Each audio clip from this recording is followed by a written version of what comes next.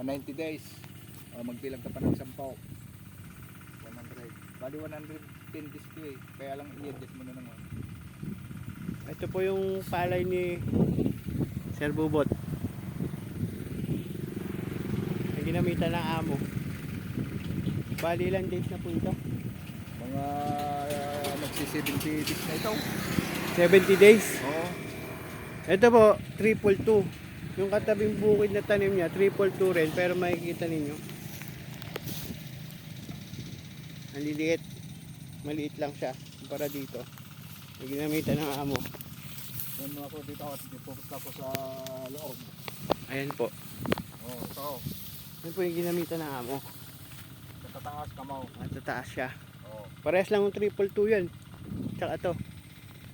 Ito, may nilaw na, pero ito, Sumasapaw pa lang. sumasapaw pa lang. Naglalaman. Yan. At saka hindi ko siya basta-basta natutumba. Kahit sunod-sunod po yung ulan dito na, no? Oo, Sir. nung lunes. Sunod-sunod. Halos, Nung lunes umaapaw sa tubig daw. Kaya lang nagtaka ko. Biglang kung naman na. yan o ang kagandahan ng amo.